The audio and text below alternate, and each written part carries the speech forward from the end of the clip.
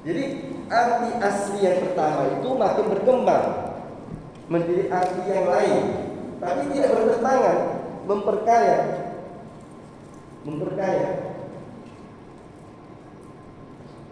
Jadi ada arti primer dan ada arti sekunder, ada arti yang sempit, ada arti yang meluas.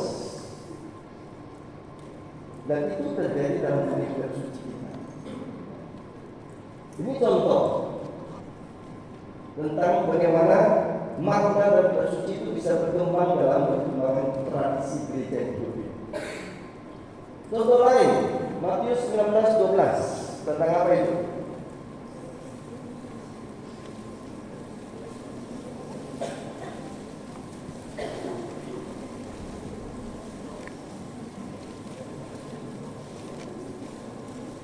Injil Matius 19:12. Ketemu?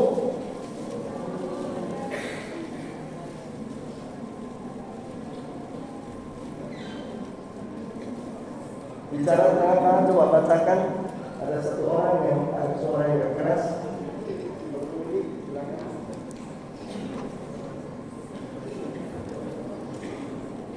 Ada orang yang tidak dapat kawin karena ia memang lahir demikian dari rahim ibunya.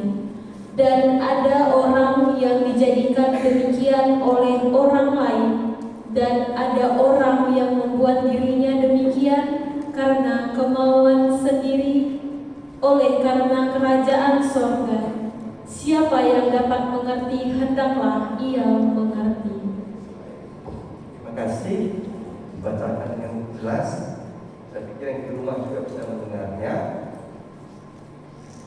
Nah, 19:12 Matius menerangkan ada 3 alasan orang tidak menikah.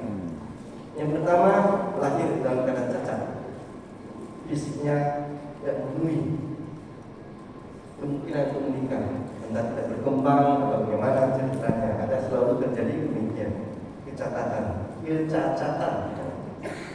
kurang lengkapan. Yang kedua, dibuat orang lain, ini yang dikebiri. Ada orang yang memang dikebiri. Zaman kita mungkin sekarang tidak ada lagi. Zaman dulu itu biasa. Misalnya orang-orang kaya, raja-raja ada, sultan-sultan dulu, kaisar-kaisar Tiongkok, istrinya kan lebih dari 1. Ada puluhan, bahkan kadang-kadang dengan ratusan.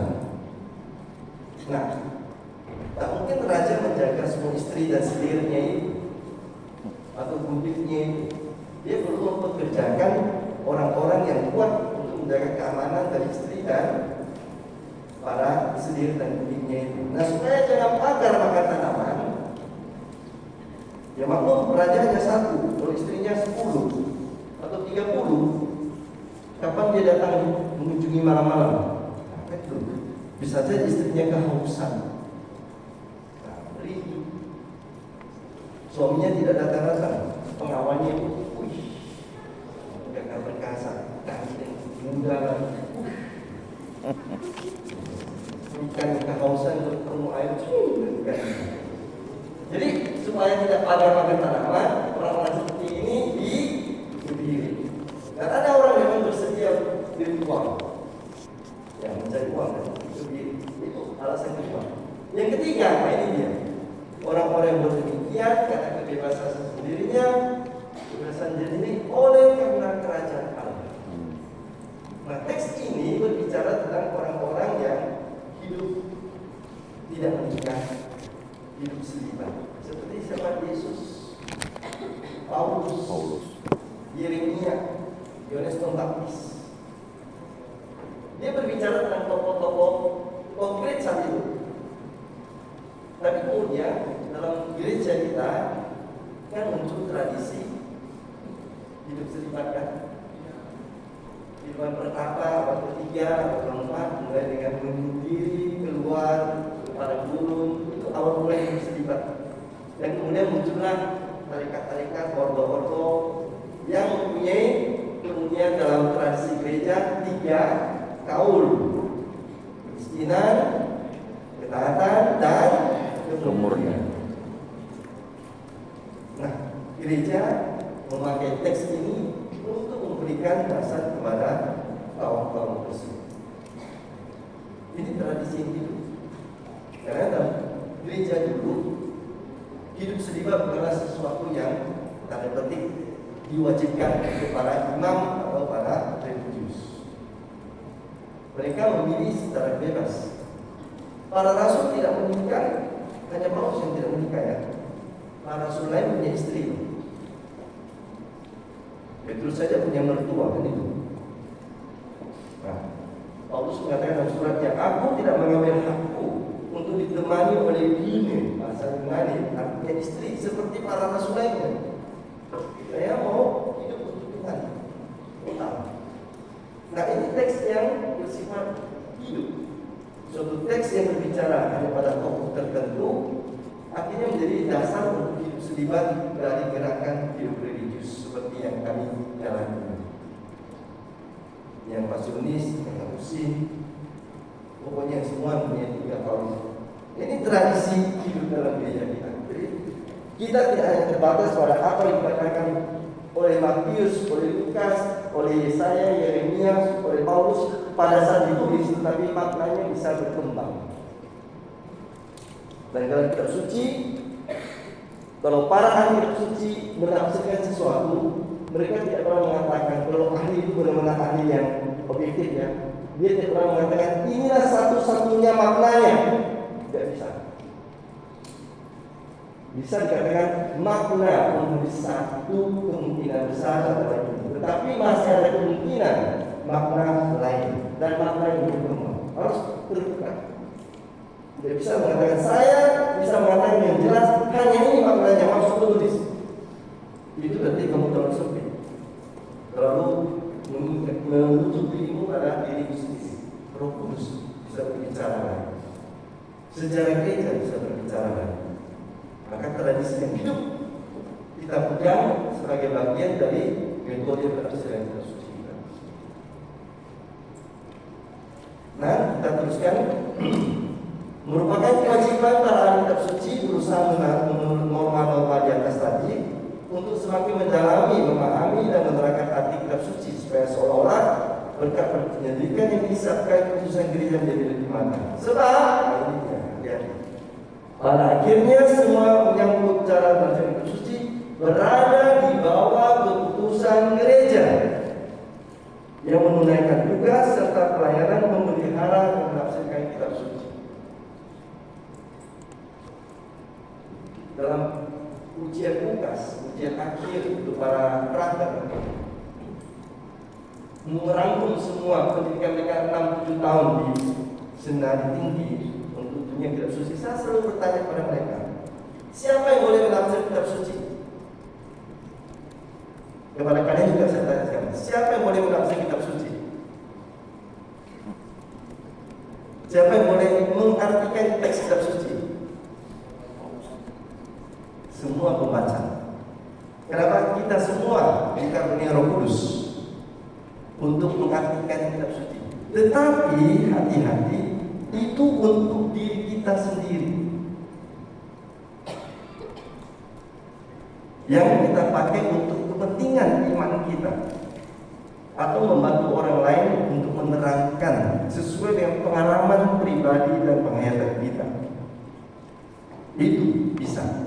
Tetapi, nah ini sekarang, untuk menentukan makna teks yang berlaku umum, yang mengikat untuk semua gereja, kuasa itu hanya ada di tangan magisterium.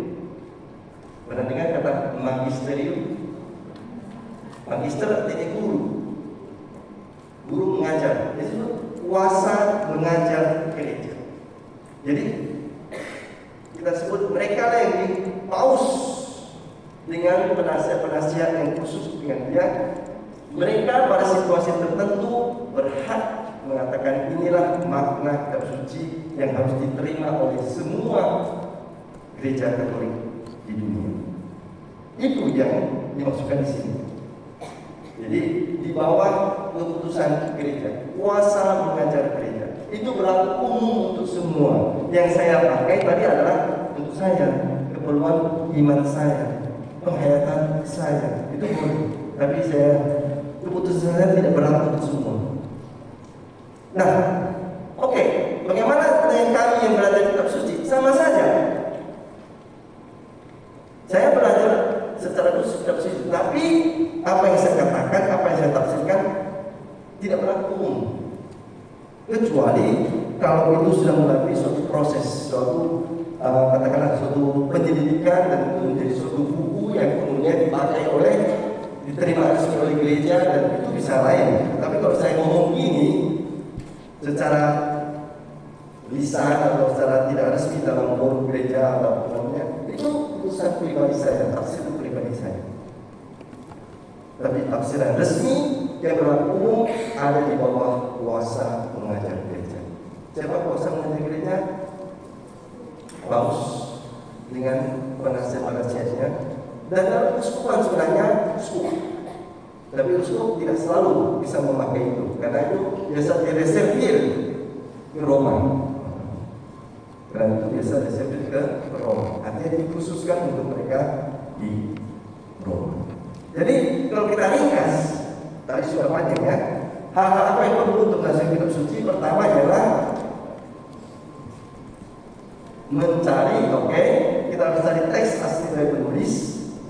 Kedua, memperhatikan jenis sastra, puisi atau prosa. Kalau prosa itu jenis sastra sejarah atau jenis cerita atau jenis pidato atau jenis perumpamaan. Jadi masing-masing punya ciri khasnya. Atau dia bersifat puisi, puisi cinta, puisi doa, itu bisa berbeda juga. Lalu ketiga, mengerti latar belakang historis sejarah budaya dari dunia penulis dan kepada siapa dituliskan itu. Dalam terang Roh Kudus, jangan menafsirkan diri, merasa diri adalah sumber kebenaran. Rohlah yang menjadi terang kebenaran kita. Kemudian kitab suci dibaca secara keseluruhan.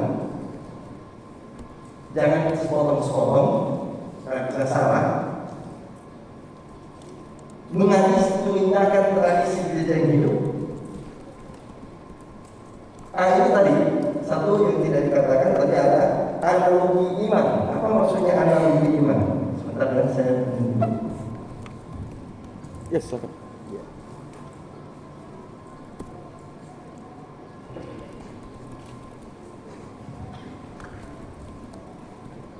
Tahu apa itu analogi? Perbandingan. Jadi teks kitab suci itu tidak selalu bahasanya itu langsung. Apa contohnya? Analogi itu. Kalau seorang berbuat dosa dan mencelakakan anak kecil ini, maka lebih baik bagi dia batu bilangan diikat di lehernya, dilemparkan ke dalam laut. Tidak ada orang di dunia lagi hidup. Semua kita masuk ke sungai dan laut dan danau, karena kita semua berdosa. Nah, itu bahasa analogi. Kalau matamu berdosa, cungkilah itu. Tanganmu berdosa, potong. Kakimu berdosa, lengkap. Badan siapa yang lengkap masuk surga itu? Dari rambut sampai kaki, mungkin ada kesalahan kita gitu. Nah, itu bahasa analogi.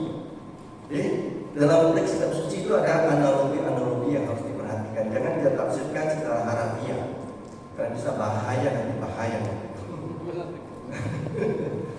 Nah, kita harus mengerti istilah-istilah seperti ini. Analogi-analogi iman. Dalam teologi misalnya juga ada analogi. Misalnya apa? Menerangkan Allah itu enggak. Allah itu satu, tiga pribadi. Berat satu, tiga pribadi.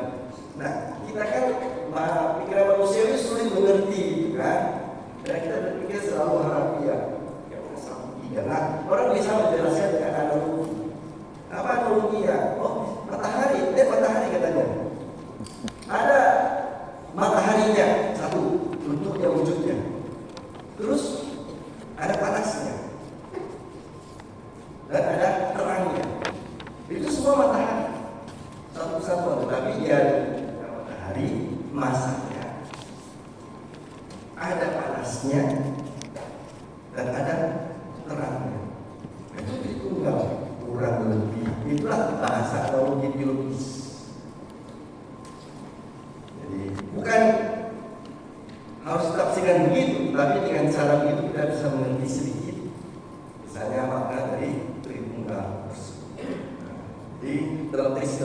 ada banyak bahasa seperti itu yang dibaca langsung seolah-olah itulah makna yang tertulis ada di belakang sesuatu. Itu analogi iman. Lalu terakhir dikatakan tunduk kepada kuasa mengajar gereja, karena gereja yang punya wewenang untuk menafsirkan secara resmi makna yang berlaku umum untuk seluruh gereja Katolik. Nah, seperti ini contohnya. Perdebatan sih kontroversial masih sampai sekarang.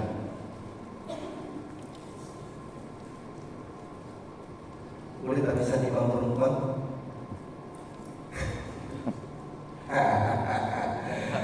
Ini perdebatan ya di antara Katolik sendiri ya, bukan hanya orang Katolik dan Protestan atau dengan Ortodoks ya. Orang Katolik sendiri pun, ahli Katolik sendiri pun berdebat lagi. Boleh imam perempuan? Kalau imam boleh menikah, itu tidak usah diperdebatkan. Karena dalam kitab suci tidak ada keharusan imam tidak boleh menikah. Itu keputusan hukum gereja yang bisa diubah. Bisa. Kalau Paus mau banyak bisa.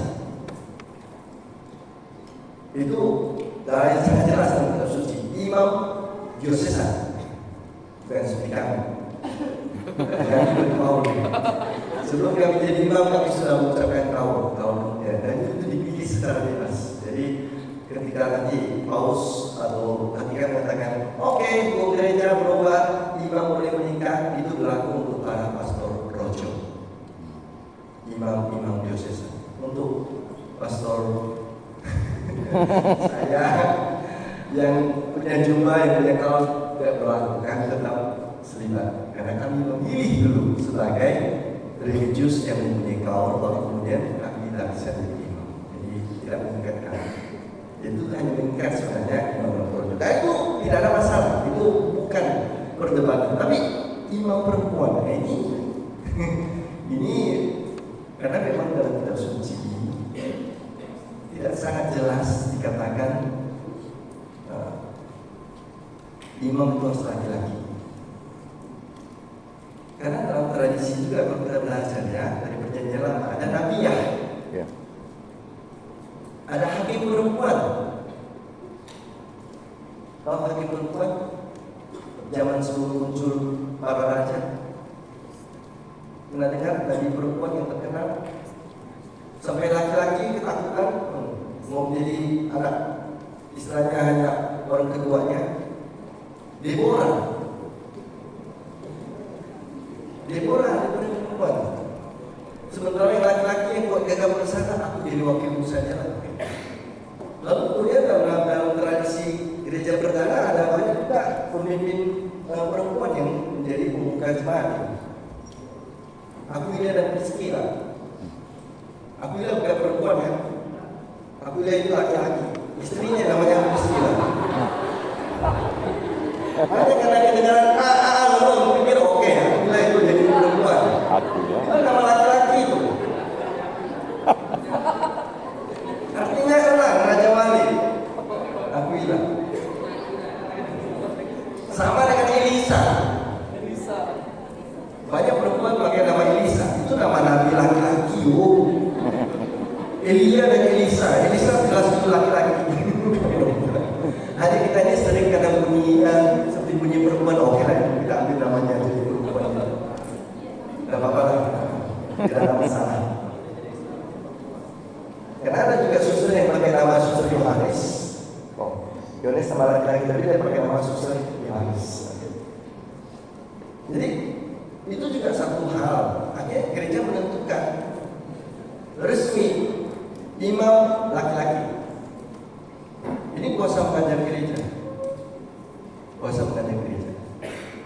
Karena ini suatu titik masalah yang memang masih perdebatan sampai sekarang ini. Imam laki-laki.